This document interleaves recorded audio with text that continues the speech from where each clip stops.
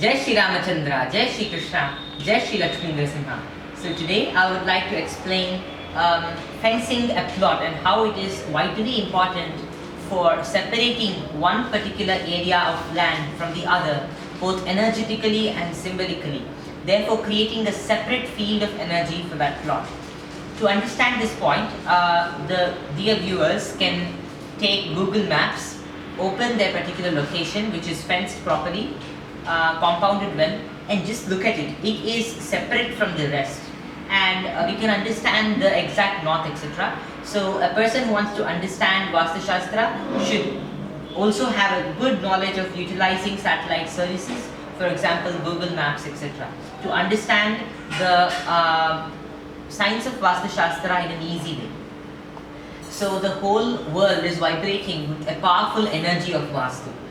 Now the whole world is also vibrating with the same energy, whereas a house that is fenced is also vibrating with the same energy. So both entities are, so the house is present on the earth, but it still has its own unique energy within it. So a house without Vastu and the world that is encompassed by Vastu Shastra energies, basically the two are almost the same, whereas the plot becomes a separate entity is what I'm trying to explain. And here is a proper fencing system. If a particular plot is fenced with a dense fencing material, for example cement, etc., it strengthens the boundaries of that particular plot and doesn't allow any energy to move and flow out of it from the earth point. So it becomes a separate energy level. And for example, a village that is given a particular border also has its own distinct energy. A city that has its own border has its own distinct energy, and all these are operating together. So while considering the Vastu of village and city, we use almost the same rules. For example, slope, water, the Pancha Mahabhutas, and various other things. So you can watch my videos on the Vastu of various cities for this. I've already made the videos on certain cities, whereas I'm also going to continue that series, and you can watch that for a deeper understanding of what I mean over here. So a high, heavy and solid fencing, a high but slightly less a small fencing that isn't so dense, and loose and short fencing are three different types of fencing that can be classified as rough. So now the earth, if taken as a golakara or a circle or sphere shape, is encompassed by the Vastu energy, and that becomes separate in every single piece that is being bifurcated from it. And it becomes a real functioning yantra later on. So our plot becomes a real functioning yantra. It should be taken care of very well, and the house should be constructed according to Vastu principles. Otherwise, the value of the land, the power of the land is not expressed through the plot. So this energy is uniformly spread across the world, and every single person who wishes prosperity should construct the house according to its rules. So Vastu Shastra is a science that has a lot of deep understanding on the different energy frequencies and rays that are operating on the surface of the earth, and that also reach different levels of construction, including apartments, other types of buildings. So the energy keeps going everywhere, wherever humans stay. So the place of residence is very important for a human, and we should consider the rules of Vastu Shastra before constructing a house, and before even making any changes to an already constructed home. So the Vastu Purusha is a feature of the Vastu Shastra which displays the Vastu energy, the network of Vastu rays, as a human figure for clear understanding of the different parts of our body that's associated with the Vastu Purusha Mandala. So this Vastu Purusha Mandala, or the energetic power of the Vastu Yantra, is actually spread across the universe, and it comes from the universe into the earth, and each home should have suitable construction to be able to receive such powerful energy.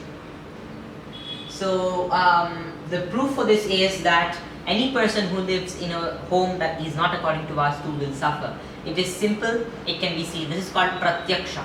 The next thing is our great sages who had expertise in various fields have talked about this. So therefore, their Vakya must be taken into consideration. So it is both proven by Apta Vakya and Pratyaksha. Apta Vakya is the words of an extremely knowledgeable and in fact all-knowing entity, that is God and the great sages. So they have given us this wonderful science of Vastu Shastra through which we can live happily and in a prosperous manner, and also help other beings around us to be prosperous and be spiritual minded also. So this is the purpose of Vastu Shastra, and we should take this into mind before constructing any house, that our purpose of staying on earth, especially in this piece of earth, is to do good for the world. That's what is the purpose of living in a house. So fencing methods is basically an amazing way to solve Vastu problems. So if we fence a particular plot in a particular way, it gives us a particular effect. So for example, I'm going to use certain other charts to explain what type of fencing gives what type of effects, but let's continue with certain other details for now. The north and east are two areas which are always absorbing positive energy, whereas the south and the west are sources of extreme and mild negative energy respectively. So negative and positive is basically the functioning principles of every single science, and over here the negative and positive come from the northeast and the southwest. So the northeast is the birthplace of all energy, and the southwest is the draining point of all energy, and the birthplace of negative or unwanted excess energy.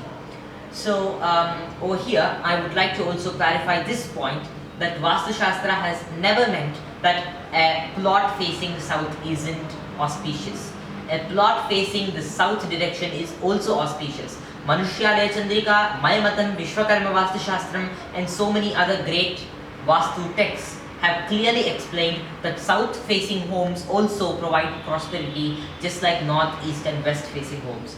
In the same way, the west facing homes are also very good. So there is no difference between a house facing north, east, south or west. Vastu Shastra considers other important aspects such as clockwise movement, negative and positive synchronization, and energized points not be affected. These are various different parts of Vastu Shastra. What about the southwest entry place? Southwest entry isn't bad. That's why, so southwest entry is really bad. The reason why I'm explaining this is that the southwest is the point where the south and west come together, and this is an extremely powerful point, the birthplace of negative energies. So if we keep our door there, we are going to receive those energies. Whereas if we keep it facing exactly south, and the plot, the house and everything is according to Vastu, and the plot is facing true south, and it is having its back towards the true north, and having ample space in the northeast and north and east as explained, and other rules of Vastu Shastra have been properly followed, south facing homes will also prosper wonderfully just like north facing homes. But if north facing homes are not constructed according to Vastu, they can be more disastrous than any home on earth. So it is very important to consider that north, east, south and west facing is not the main issue in Vastu Shastra. Mainly it is about the different movements and the network arrays present in it. There are many people who try to bust Vastu Shastra and the great sciences which have been written over 2 to 3 lakh verses in pure Sanskrit. Those who try to bust such amazing sciences with just a few words of blaspheming talk actually consider this one point, saying south facing homes and south facing businesses have prospered very well. Vastu Shastra does not say anything about south facing homes negatively. It always says follow Vastu Shastra whenever you construct a house, that's when it's prosperous. Let us see if any person against Vastu Shastra is able to give us a plan of Vastu wherein the owner has suffered by having a good Vastu, or has prospered by having one of the worst Vastu. One can suffer by having a good Vastu also because of his past deeds, but the Vastu would have saved him from more suffering, whereas a person cannot prosper very well how much ever he has done good in his past birth, unless he sets his residence right.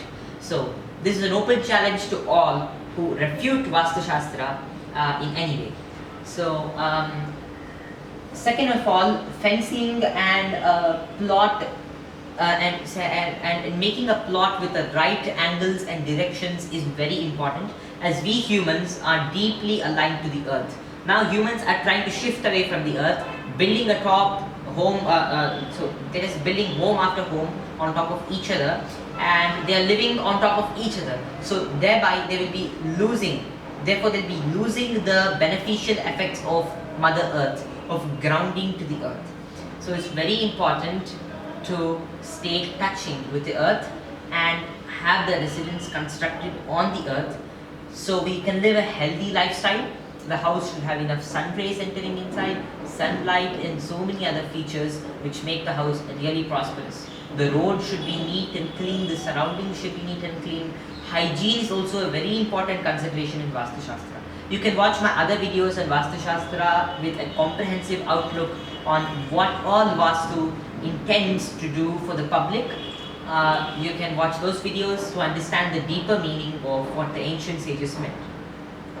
Nowadays there's a lot of confusion in Vastu Shastra, and people are calling their own bad Vastu homes as good Vastu homes, and some people who haven't even studied Vastu Shastra through the ancient books are just talking their own stories about pyramids and stuff like that. So basically Vastu Shastra is going into an era of deterioration instead of improvisation. We need to bring back the scriptures and bring a way to classify all homes under Vastu Shastra. That is the only solution for getting the deepest truths of Vastu Shastra outside. So the 5 elements actually that are spread across the world start becoming one with the plot that has been bifurcated. This is a truth of Vastu Shastra, and it is very important to be followed and understood that the plot has a separate influence that comes from the Panchamahabhutas. The Panchamahabhutas will be the same. Earth, fire, water, ether, and sky will be the same. Air will be the same. But one thing that will change will be the influences that are there for the total area, whereas the influences that are there for that particular plot. These Panchamahabhutas don't just have a physical effect on us, they have a mental effect on us, and they have a deeper effect on us. So it's very important to understand these things. Now I shall explain what happens. Can you please show this Abhigya? Now I shall explain what happens when a particular plot has been fenced in a wrong way. So here's a chart to explain this. This plot has been fenced in a wrong way, and the owner, supposing the owner doesn't even have a site at this area, and he has fenced this whole area, and this area is cut off. So the Vastu Purusha Mandala is still active, but its head is cut. Its head portion, what you see here, is completely cut, and the other portions are open. So this is an Asampurna Vastu as mentioned here. Its effects are death of the owner, cutting off the head, accidents to the head and neck and heart region. And this Vastu Purusha is basically sleeping on his stomach, and this is the back of his head, and this is the back. The heart is present at this area, since it's the left area, and the owner is actually affected in all these areas. Suppose a person's plot is like this and isn't fenced over this area, or this area is cut off, as I mean, the person has to suffer the effects of that. So one should deeply understand the different Vastu Shastra rules before coming to a conclusion about the shapes and the cuts in Vastu. So this is the Brahmamula area. This is the center. This is a mandala of 81 squares, and over these 81 squares, this Vastu Purusha is spread. And inside this, there are various deities occupying different divisions in quality and quantity. So this is the north, this is the east, this is the south, and this is the west. This is the northeast area, and the northeast area has a cut over here. The head is the northeast. So from the head, the energy comes and it goes towards the legs. The head should be kept clean and nicely hygienic, because this head over here resembles the owner's and the family's head. And if this is spoiled, this is unclean, and this is dirty, this is cut, or this is completely deteriorated and stuff like that, or here a lot of heavy stuff has been kept, or say the whole house is built on this area, the person has to suffer all these effects or has to perform certain remedies and correct the Vastu of the whole plot or just leave the place. These are the remedies for it. So our ancient Vastu Shastra texts have explained various things in regard to these subjects, and now I shall explain certain other things about this. So here we have another design. Here this is the 81 grid Vastu Purusha Mandala. Again, this is the 81 grid Vastu Purusha Mandala where the northeast has been separately highlighted, and this is the actual plot of the owner.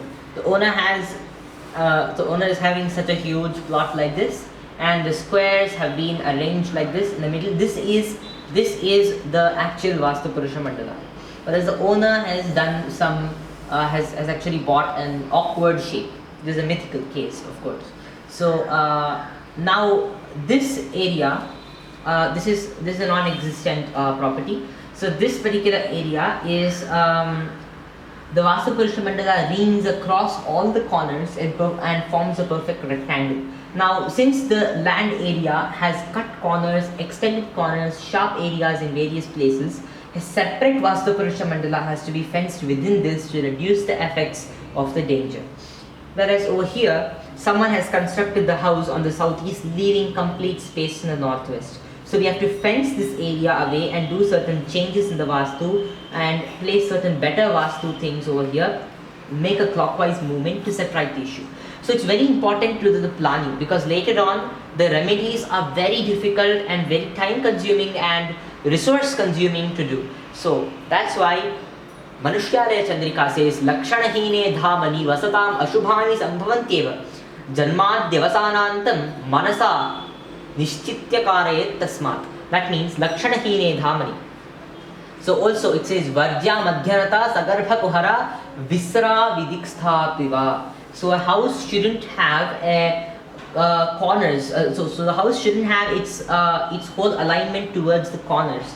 It should have a straight alignment. This is a vidikstha plot. The north, the true north is over here, the south is over here, but the plot is a square, but it's somewhat not aligned with the true north. So what an owner should do at this point is, the person who's living there should be able to cut open all these portions, reduce the size of the plot and construct the house within this area. So this is the science of Vastu Shastra, the essential science. And over here... So Bhaiya, if the owner constructs the house within this area, then where would the entry be? The entry should be actually from the north or the east during this area, because this area is extended, the southwest. This should be treated as a total non-entity. It should be bifurcated and removed. The fence should be at the borders of the non-shaded area, whereas this area should be treated as completely not belonging to the owner and can be utilized for the purpose of growing certain small plants, etc. Or letting cows graze. Yes, in the villages, if the area is huge, maybe that idea would be good. But if it is a small plot in the city, this would be better. So getting all this right and getting the fencing according to a clockwise movement would be the proper thing to do here. Otherwise the person would have to leave the plot entirely. The person can also fence this shaded area and leave these three away, because these three aren't good and this extension is at least better. Bhaiya, what are the effects if a person just leaves the plot the way it is? There is no particular effect exactly, but the ownership of that particular plot also gives a small degree of effect. Constructs a house just like the way it is over the diagonal. That means you mean to say the house is constructed touching the borders of this diagonal area? Yes, like this. So what happens over here is the house becomes Vidikstham. Dik is one. This is called Vidikstham. That means the plot is facing a sub-direction. The sub-directions are northeast, southeast, southwest and northwest. So the plot here is facing a sub-direction. It's not facing a main direction. And therefore this attracts the influences of a non-aligned plot. And this will make the owner having cuts in every single part of the plot. So the northeast is extended, whereas the northwest is cut, the southwest is extended, the southeast is cut. There's so many cuts over here as seen here.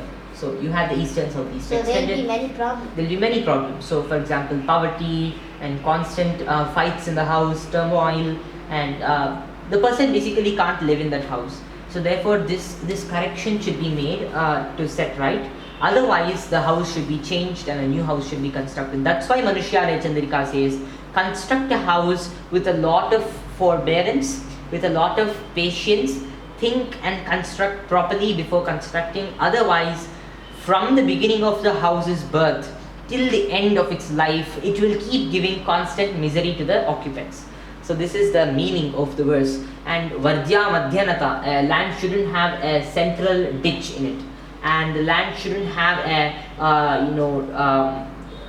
actually a dirty area at the center. The womb of the land should be clean and free from all bones and rubbish, etc., and should preferably be endowed with good metals like gold and silver. Visra vidikstha piva. So a house shouldn't have a corner or subdirectional movement inside. So now we're going to understand a different portion. Any doubts, Abhigya? No. So this is a plot, and someone constructs an awkward shaped house, or this is a house for suppose. So a plot has a different Vaastu Purusha Mandala, a house has a different Vaastu Purusha Mandala.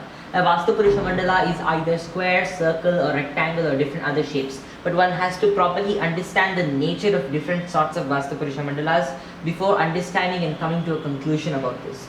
So only a very experienced Vastu Shastra person can discern between a circle Vastu Purusha Mandala and a square Vastu Purusha Mandala. So a circle Vastu Purusha Mandala should have the house also constructed in a circle manner with a Brahma Mula left open. Whereas this sort of house has a square Vastu Mandala. And the square Vastu Mandala is basically fenced in a wrong manner over here. So therefore the right hand has been cut off. The right leg also has been cut off, as seen here. So the right hand and right leg being cut off actually denote the troubles to the son in that particular house. The eldest son of that house will have to bear a lot of issues. In the same way, the left hand cutting would cause issues to the wealth of the owner, and the daughter will be affected mostly. And if the leg is cut off, there will be severe issues. If the private organs are cut off, there will be other severe issues. If the head is cut off, the neck is cut off, and the heart, etc. is cut off, there will be more dangerous issues for the occupant.